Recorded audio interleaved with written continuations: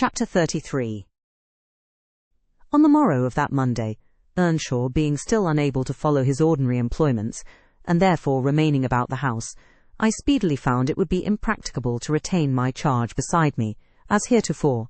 She got downstairs before me, and out into the garden, where she had seen her cousin performing some easy work, and when I went to bid them come to breakfast, I saw she had persuaded him to clear a large space of ground from currant and gooseberry bushes, and they were busy planning together an importation of plants from the Grange. I was terrified at the devastation which had been accomplished in a brief half-hour. The black currant trees were the apple of Joseph's eye, and she had just fixed her choice of a flower-bed in the midst of them. "There, that will be all shown to the master," I exclaimed, "the minute it is discovered. And what excuse have you to offer for taking such liberties with the garden? We shall have a fine explosion on the head of it. See if we don't. Mr. Hareton, I wonder you should have no more wit than to go and make that mess at her bidding." "I'd forgotten they were Joseph's," answered Earnshaw, rather puzzled, "but I'll tell him I did it."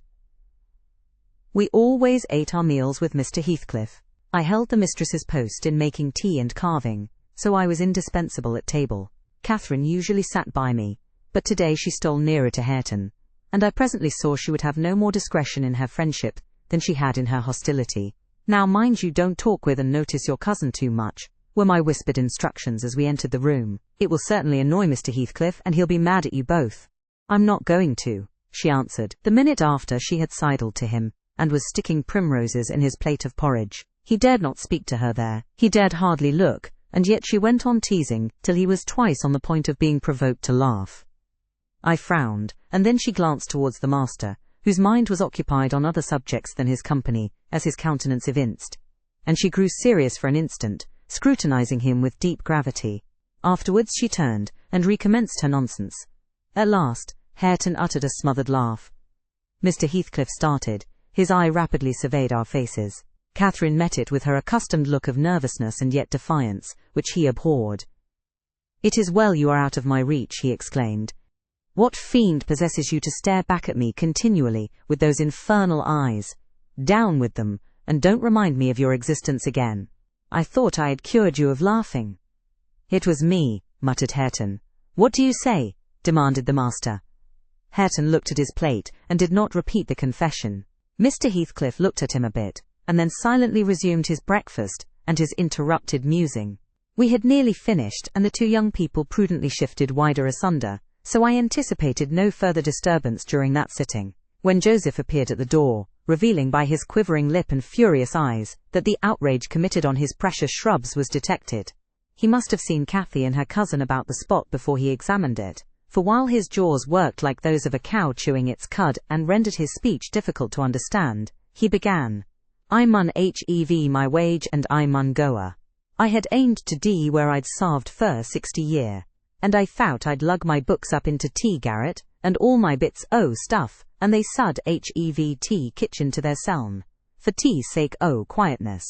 It were hard to gie up my own hearthstone, but I thought I could do that. But na shoes tarn my garden fro me, and by th' heart maister, I cannot stand it. Ya may bend to the, yo can ye will, I known used to stray, and an old man doesn't soon get used to new barthens. I'd rather on my bitan, my supwe, a hammer in the sir road." Now, idiot," interrupted Heathcliff, "cut it short. What's your grievance? I'll interfere in no quarrels between you and Nellie. She may thrust you into the coal-hole for anything I care." "It's no Nellie," answered Joseph. "I sudden't shift for Nellie. Nasty ill now to shoe is. Thank God. Shoe cannot stale tear soul or low nobbledy. Shoe were niver so a handsome, but what a body mud look at her, 'bout winking. It's yon flesome, graceless queen, that's witched our lad. We, her bold een and her forward ways, till, nay, it fair brusts my heart. He's forgotten all I've done for him, and made on him, and gone and riven up a whole row, ot, grandest currant trees, it, garden." And here he lamented outright, unmanned by a sense of his bitter injuries, and Earnshaw's ingratitude and dangerous condition. "Is the fool drunk?" asked Mr. Heathcliff. "Hareton, is it you he's finding fault with?" "I've pulled up 2 or 3 bushes," replied the young man, "but I'm going to set 'em again." "And why have you pulled them up?" said the master. Catherine wisely put in her tongue. "We wanted to plant some flowers there," she cried. "I'm the only person to blame, for I wished him to do it." "And who the devil gave you leave to touch a stick about the place?" demanded her father-in-law, much surprised. "And who ordered you to obey her?" he added, turning to Hareton. The latter was speechless. His cousin replied, "You shouldn't grudge a few yards of earth for me to ornament, when you have taken all my land." "Your land, insolent slut. You never had any," said Heathcliff. "And my money," she continued, returning his angry glare, and meantime biting a piece of crust, the remnant of her breakfast. "Silence!" he exclaimed. "Get done, and begone!" "And Hareton's land, and his money," pursued the reckless thing. "Hareton and I are friends now, and I shall tell him all about you." The master seemed confounded a moment. He grew pale, and rose up, eyeing her all the while, with an expression of mortal hate. "If you strike me, Hareton will strike you," she said, "so you may as well sit down." "If Hareton does not turn you out of the room, I'll strike him to hell," thundered Heathcliff. "Damnable witch! Dare you pretend to rouse him against me? Off with her, do you hear? Fling her into the kitchen. I'll kill her, Ellen Dean, if you let her come into my sight again." Hareton tried, under his breath, to persuade her to go. "Drag her away!" he cried savagely. "Are you staying to talk?" And he approached to execute his own command. "He'll not obey you, wicked man, any more," said Catherine, "and he'll soon detest you as much as I do." "Wisht, wisht!" muttered the young man reproachfully. "I will not hear you speak so to him. Have done." "But you won't let him strike me?" she cried. "Come then," he whispered earnestly. It was too late. Heathcliff had caught hold of her. "Now you go," he said to Earnshaw. "Accursed witch! This time she has provoked me when I could not bear it, and I'll make her repent it forever." He had his hand in her hair. Hareton attempted to release her locks, entreating him not to hurt her that once. Heathcliff's black eyes flashed. He seemed ready to tear Catherine in pieces, and I was just worked up to risk coming to the rescue, when of a sudden his fingers relaxed. He shifted his grasp from her head to her arm, and gazed intently in her face. Then he drew his hand over his eyes, stood a moment to collect himself apparently, and turning anew to Catherine, said, with assumed calmness, "You must learn to avoid putting me in a passion, or I shall really murder you some time. Go with Mrs. Dean and keep with her, and confine your insolence to her ears. As to Hareton Earnshaw, if I see him listen to you, I'll send him seeking his bread where he can get it. Your love will make him an outcast and a beggar. Nellie, take her, and leave me, all of you. Leave me." I led my young lady out. She was too glad of her escape to resist. The other followed, and Mr. Heathcliff had the room to himself till dinner. I had counselled Catherine to dine upstairs, but as soon as he perceived her vacant seat, he sent me to call her. He spoke to none of us, ate very little, and went out directly afterwards, intimating that he should not return before evening. The two new friends established themselves in the house during his absence, where I heard Hareton sternly check his cousin, on her offering a revelation of her father-in-law's conduct to his father. He said he wouldn't suffer a word to be uttered in his disparagement. If he were the devil, it didn't signify. He would stand by him, and he'd rather she would abuse himself as she used to, than begin on Mr. Heathcliff.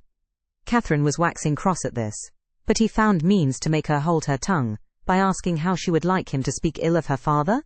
Then she comprehended that Earnshaw took the master's reputation home to himself, and was attached by ties stronger than reason could break, chains, forged by habit, which it would be cruel to attempt to loosen. She showed a good heart thenceforth, in avoiding both complaints and expressions of antipathy concerning Heathcliff, and confessed to me her sorrow that she had endeavoured to raise a bad spirit between him and Hareton. Indeed, I don't believe she has ever breathed a syllable, in the latter's hearing, against her oppressor since. When this slight disagreement was over, they were friends again, and as busy as possible in their several occupations of pupil and teacher.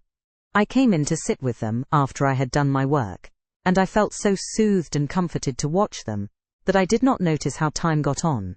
You know, they both appeared in a measure my children. I had long been proud of one, and now I was sure the other would be a source of equal satisfaction. His honest, warm and intelligent nature shook off rapidly the clouds of ignorance and degradation in which it had been bred, and Catherine's sincere commendations acted as a spur to his industry. His brightening mind brightened his features, and added spirit and nobility to their aspect. I could hardly fancy it the same individual I had beheld on the day I discovered my little lady at Wuthering Heights, after her expedition to the crags. While I admired and they laboured, dusk drew on, and with it returned the master. He came upon us quite unexpectedly, entering by the front way, and had a full view of the whole three, ere we could raise our heads to glance at him. Well, I reflected, there was never a pleasanter, or more harmless sight, and it will be a burning shame to scold them. The red firelight glowed on their two bonny heads, and revealed their faces animated with the eager interest of children. For, though he was 23 and she 18, each had so much of novelty to feel and learn, that neither experienced nor evinced the sentiments of sober, disenchanted maturity. They lifted their eyes together, to encounter Mr. Heathcliff. Perhaps you have never remarked that their eyes are precisely similar, and they are those of Catherine Earnshaw. The present Catherine has no other likeness to her, except a breadth of forehead, and a certain arch of the nostril that makes her appear rather haughty, whether she will or not. With Hareton the resemblance is carried farther. It is singular at all times, then it was particularly striking, because his senses were alert, and his mental faculties wakened to unwonted activity. I suppose this resemblance disarmed Mr. Heathcliff. He walked to the hearth in evident agitation, but it quickly subsided as he looked at the young man, or I should say altered its character, for it was there yet. He took the book from his hand, and glanced at the open page, then returned it without any observation, merely signing Catherine away.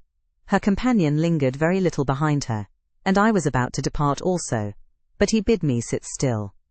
"It is a poor conclusion, is it not?" he observed, having brooded a while on the scene he had just witnessed. "An absurd termination to my violent exertions. I get levers and mattocks to demolish the two houses, and train myself to be capable of working like Hercules, and when everything is ready and in my power, I find the will to lift a slate off either roof has vanished. My old enemies have not beaten me. Now would be the precise time to revenge myself on their representatives. I could do it, and none could hinder me. But where is the use? I don't care for striking. I can't take the trouble to raise my hand. That sounds as if I had been labouring the whole time only to exhibit a fine trait of magnanimity. It is far from being the case. I have lost the faculty of enjoying their destruction, and I am too idle to destroy for nothing.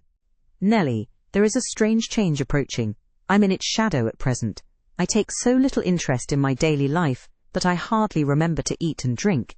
Those two who have left the room are the only objects which retain a distinct material appearance to me, and that appearance causes me pain, amounting to agony. About her I won't speak, and I don't desire to think, but I earnestly wish she were invisible. Her presence invokes only maddening sensations. He moves me differently, and yet if I could do it without seeming insane, I'd never see him again.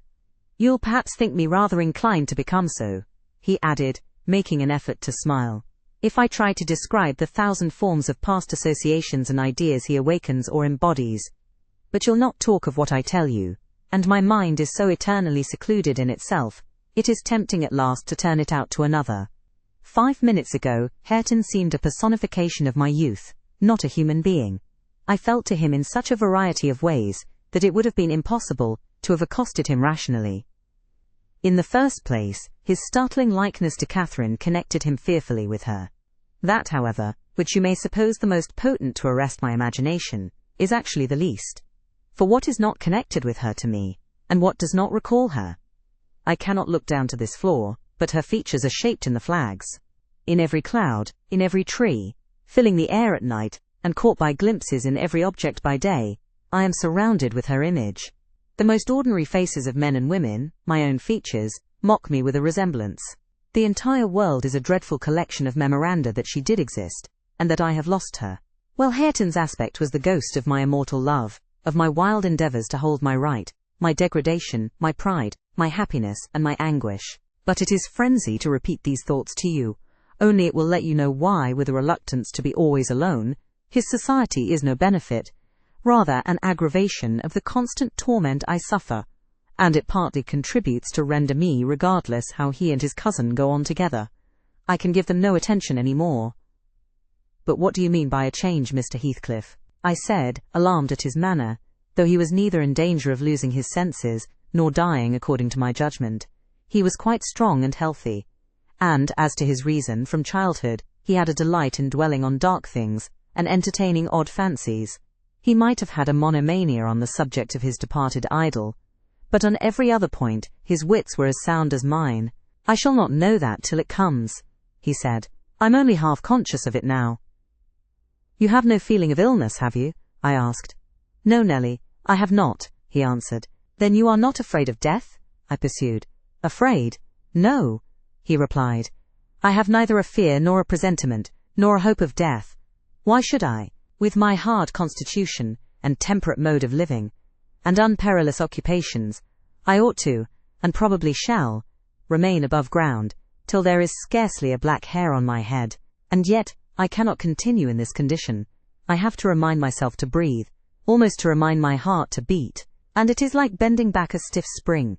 It is by compulsion that I do the slightest act, not prompted by one thought, and by compulsion that I notice anything alive or dead, which is not associated with one universal idea. I have a single wish, and my whole being and faculties are yearning to attain it. They have yearned towards it so long, and so unwaveringly, that I'm convinced it will be reached, and soon, because it has devoured my existence. I am swallowed up in the anticipation of its fulfillment. My confessions have not relieved me, but they may account for some otherwise unaccountable phases of humour which I show. Oh God, it is a long fight. I wish it were over. He began to pace the room, muttering terrible things to himself, till I was inclined to believe, as he said Joseph did, that conscience had turned his heart to an earthly hell. I wondered greatly how it would end, though he seldom before had revealed this state of mind.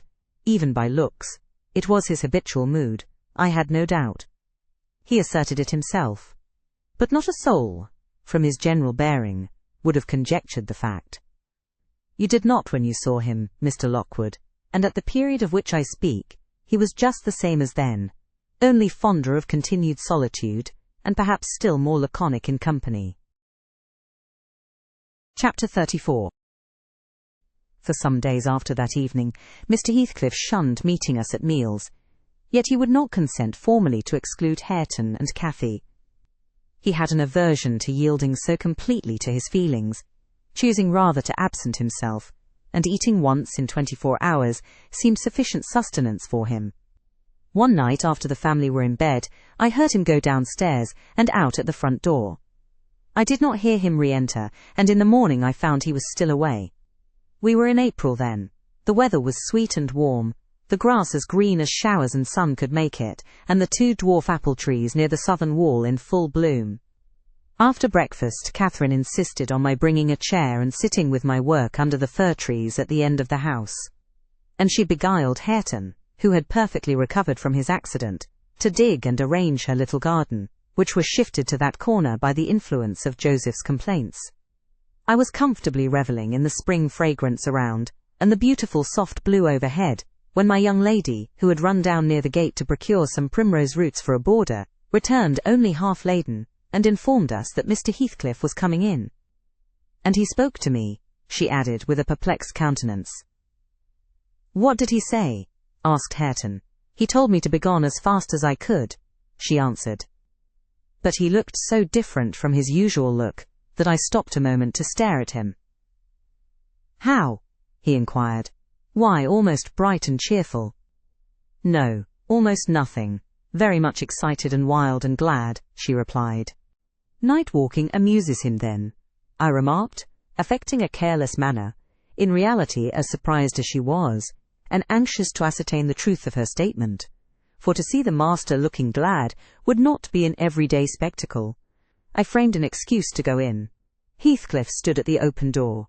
He was pale, and he trembled, yet certainly he had a strange joyful glitter in his eyes that altered the aspect of his whole face. "Will you have some breakfast?" I said. "You must be hungry, rambling about all night." I wanted to discover where he had been, but I did not like to ask directly. "No, I'm not hungry," he answered, averting his head, and speaking rather contemptuously, as if he guessed I was trying to divine the occasion of his good humour. I felt perplexed. I didn't know whether it were not a proper opportunity to offer a bit of admonition. "I don't think it right to wander out of doors," I observed, "instead of being in bed. It is not wise, at any rate, this moist season. I dare say you'll catch a bad cold or a fever. You have something the matter with you now." "Nothing but what I can bear," he replied, "and, with the greatest pleasure, provided you'll leave me alone. Get in, and don't annoy me. I obeyed, and in passing, I noticed he breathed as fast as a cat. Yes, I reflected to myself, we shall have a fit of illness. I cannot conceive what he has been doing. That noon he sat down to dinner with us, and received a heaped-up plate from my hands, as if he intended to make amends for previous fasting. I've neither cold nor fever, Nelly, he remarked in allusion to my morning speech, and I'm ready to do justice to the food you give me. He took his knife and fork, and was going to commence eating, when the inclination appeared to become suddenly extinct. He laid them on the table, looked eagerly towards the window, then rose and went out. We saw him walking to and fro in the garden while we concluded our meal, and Earnshaw said he'd go and ask why he would not dine. He thought we had grieved him some way. "Well, is he coming?" cried Catherine when her cousin returned. "Nay," he answered, "but he's not angry. He seemed rarely pleased indeed. Only I made him impatient by speaking to him twice. And then he bid me be off to you. He wondered how I could want the company of anybody else." I set his plate to keep warm on the fender, and after an hour or two he re-entered, when the room was clear, in no degree calmer. The same unnatural, it was unnatural, appearance of joy under his black brows, the same bloodless hue, and his teeth visible, now and then, in a kind of smile. His frame shivering, not as one shivers with chill or weakness, but as a tight-stretched cord vibrates. A strong thrilling, rather than trembling. I will ask what is the matter, I thought, or who should, and I exclaimed, "Have you heard any good news, Mr. Heathcliff? You look uncommonly animated." "Where should good news come from to me?" he said. "I'm animated with hunger, and seemingly I must not eat." "Your dinner is here," I returned. "Why won't you get it?" "I don't want it now," he muttered hastily. "I'll wait till supper. And Nelly, once for all, let me beg you to warn Hareton and the other away from me. I wish to be troubled by nobody. I wish to have this place to myself." "Is there some new reason for this banishment?" I inquired. "Tell me why you are so queer, Mr. Heathcliff. Where were you last night?" "I'm not putting the question through idle curiosity, but—" "You are putting the question through very idle curiosity," he interrupted with a laugh. "Yet I'll answer it. Last night I was on the threshold of hell. Today I am within sight of my heaven. I have my eyes on it, hardly 3 feet to sever me. And now you'd better go. You'll neither see nor hear anything to frighten you, if you refrain from prying." Having swept the hearth and wiped the table, I departed, more perplexed than ever. He did not quit the house again that afternoon, and no one intruded on his solitude, till at 8 o'clock I deemed it proper, though unsummoned, to carry a candle and his supper to him. He was leaning against the ledge of an open lattice, but not looking out. His face was turned to the interior gloom. The fire had smouldered to ashes. The room was filled with the damp, mild air of the cloudy evening, and so still that not only the murmur of the beck down Gimmerton was distinguishable, but its ripples and its gurgling over the pebbles, or through the large stones which it could not cover. I uttered an ejaculation of discontent at seeing the dismal grate, and commenced shutting the casements one after another, till I came to his. "Must I close this?" I asked in order to rouse him, for he would not stir. The light flashed on his features as I spoke. "Oh, Mr. Lockwood, I cannot express what a terrible start I got by the momentary view. Those deep black eyes, that smile, and ghastly paleness. It appeared to me, not Mr. Heathcliff, but a goblin, and in my terror, I let the candle bend towards the wall, and it left me in darkness." "Yes, close it," he replied in his familiar voice. "There, that is pure awkwardness. Why did you hold the candle horizontally? Be quick and bring another." I hurried out in a foolish state of dread, and said to Joseph, "The master wishes you to take him a light and rekindle the fire," for I dared not go in myself again just then. Joseph rattled some fire into the shovel and went, but he brought it back immediately, with the supper tray in his other hand, explaining that Mr. Heathcliff was going to bed, and he wanted nothing to eat till morning. We heard him mount the stairs directly. He did not proceed to his ordinary chamber, but turned into that with the panelled bed. Its window, as I mentioned before, is wide enough for anybody to get through, and it struck me that he plotted another midnight excursion, of which we had no suspicion. "Is he a ghoul or a vampire?" I mused. I had read of such hideous incarnate demons. And then I set myself to reflect how I had tended him in infancy, and watched him grow to youth, and followed him almost through his whole course, and what absurd nonsense it was to yield to that sense of horror. "But where did he come from, the little dark thing, harboured by a good man to his bane?" muttered Superstition, as I dozed into unconsciousness, and I began, half dreaming, to weary myself with imagining some fit parentage for him, and, repeating my waking meditations, I tracked his existence over again, with grim variations, at last picturing his death and funeral, of which all I can remember is being exceedingly vexed at having the task of dictating an inscription for his monument and consulting the sexton about it, and as he had no surname, and we could not tell his age, we were obliged to content ourselves with the single word, Heathcliff. That came true. We were. If you enter the kirkyard you'll read, on his headstone, only that, and the date of his death. Dawn restored me to common sense. I rose, and went into the garden, as soon as I could see, to ascertain if there were any footmarks under his window. There were none. He has stayed at home, I thought, and he'll be all right today. I prepared breakfast for the household, as was my usual custom, but told Hareton and Catherine to get theirs ere the master came down, for he lay late. They preferred taking it out of doors, under the trees, and I set a little table to accommodate them. On my re-entrance, I found Mr. Heathcliff below. He and Joseph were conversing about some farming business.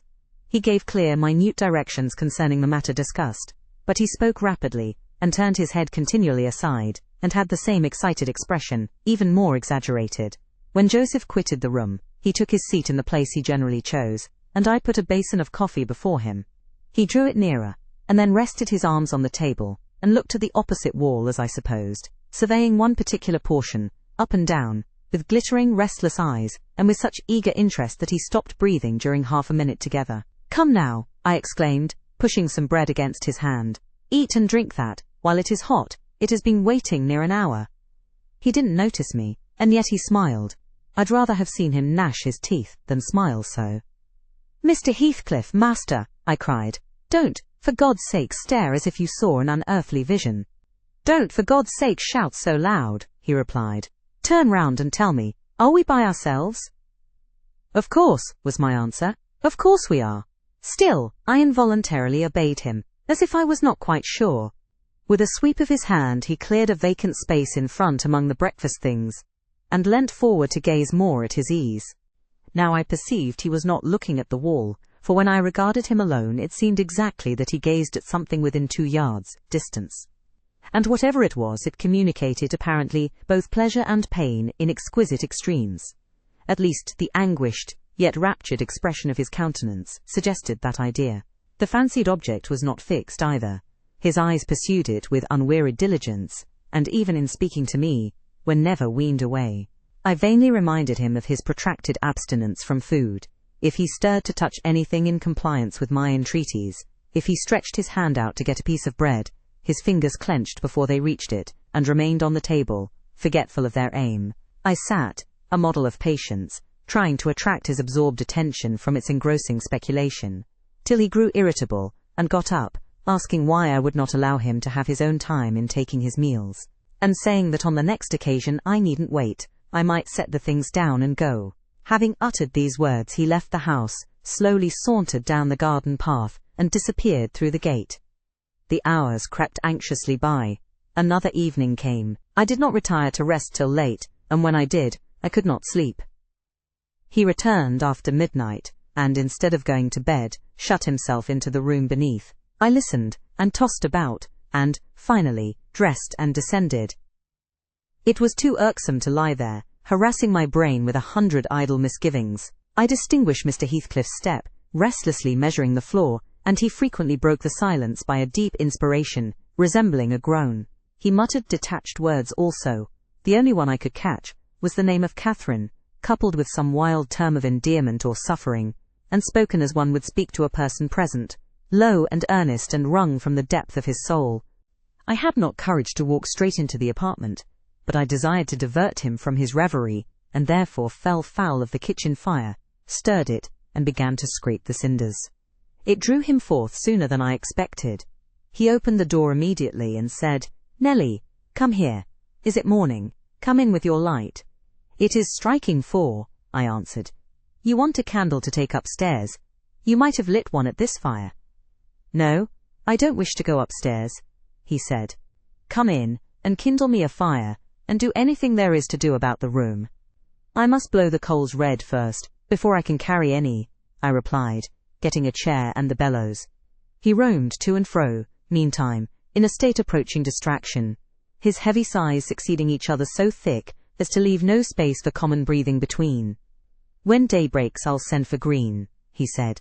I wish to make some legal inquiries of him, while I can bestow a thought on those matters, and while I can act calmly. I have not written my will yet, and how to leave my property I cannot determine. I wish I could annihilate it from the face of the earth. I would not talk so, Mr. Heathcliff, I interposed. Let your will be a while. You'll be spared to repent of your many injustices yet. I never expected that your nerves would be disordered. They are at present, marvellously so, however, and almost entirely through your own fault. The way you've passed these 3 last days might knock up a Titan. Do take some food and some repose. You need only look at yourself in a glass to see how you require both. Your cheeks are hollow, and your eyes bloodshot, like a person starving with hunger and going blind with loss of sleep. It is not my fault that I cannot eat or rest, he replied.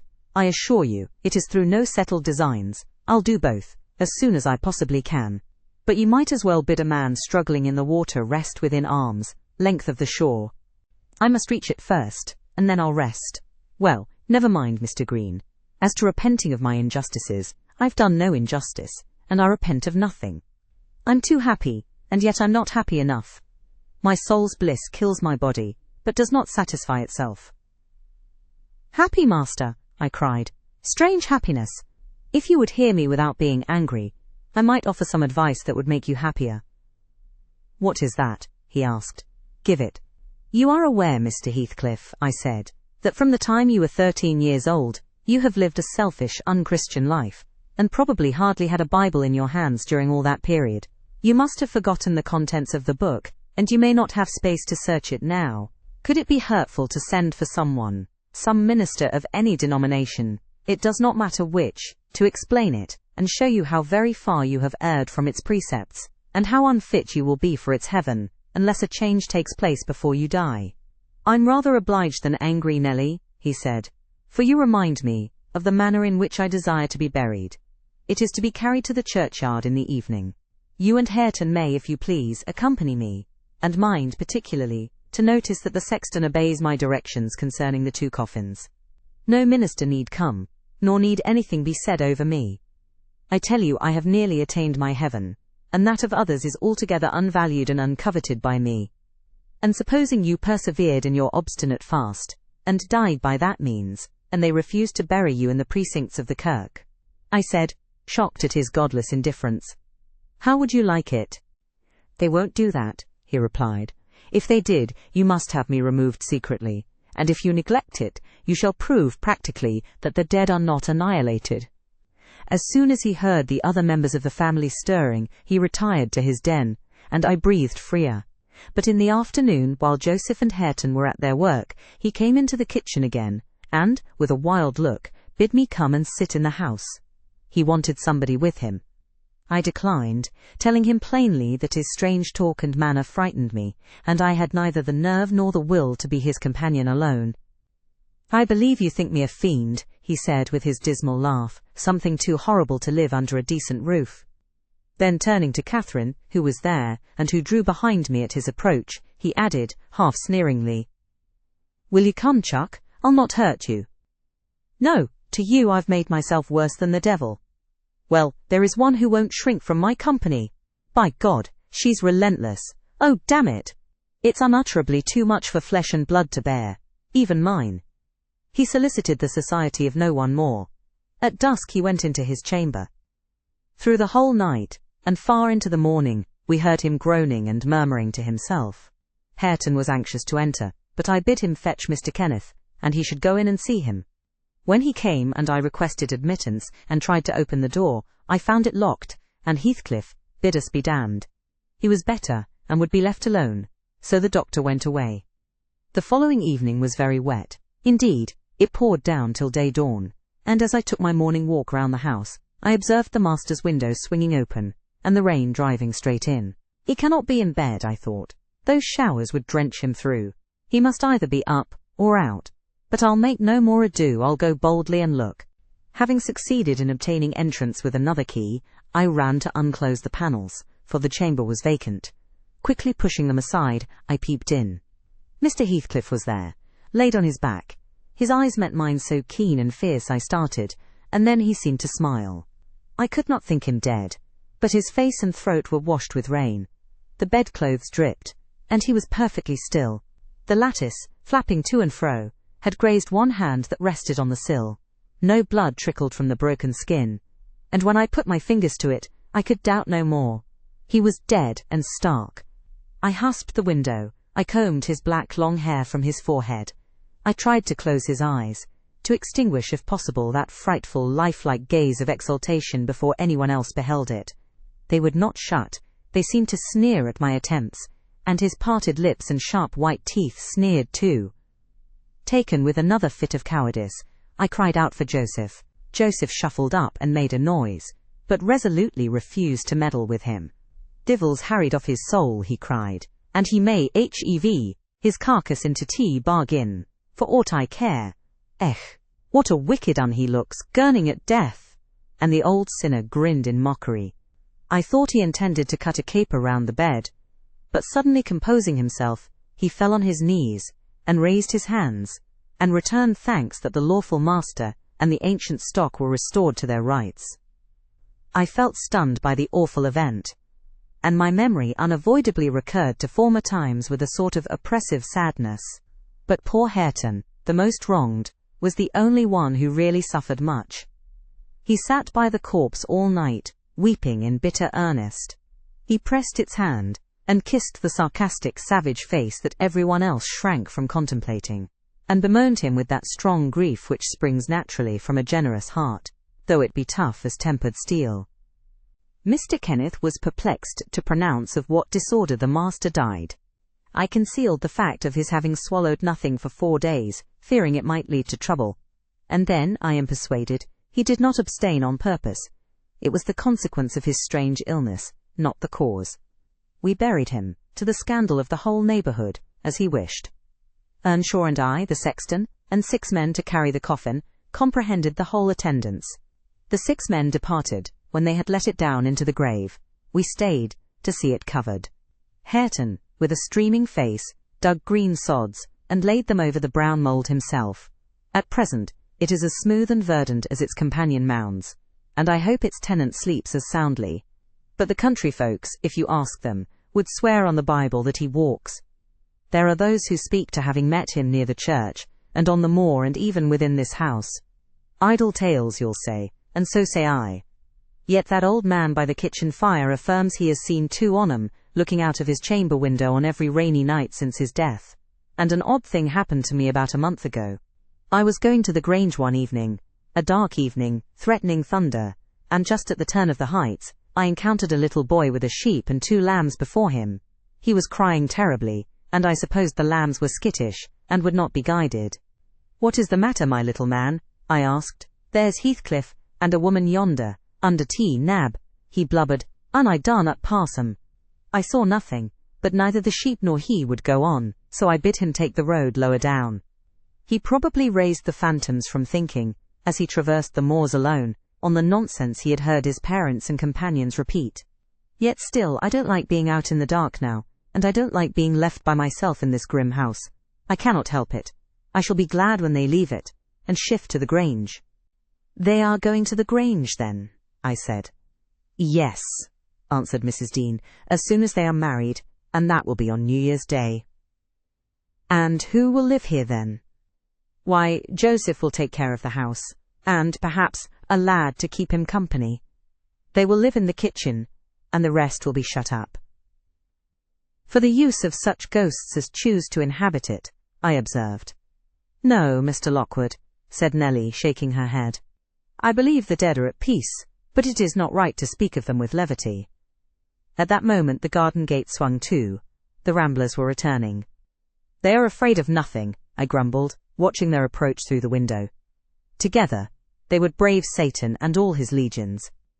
As they stepped on to the doorstones, and halted to take a last look at the moon, or, more correctly, at each other by her light, I felt irresistibly impelled to escape them again, and pressing a remembrance into the hand of Mrs. Dean, and disregarding her expostulations at my rudeness, I vanished through the kitchen as they opened the house door, and so should have confirmed Joseph in his opinion of his fellow servant's gay indiscretions, had he not fortunately recognized me, for a respectable character, by the sweet ring of a sovereign at his feet.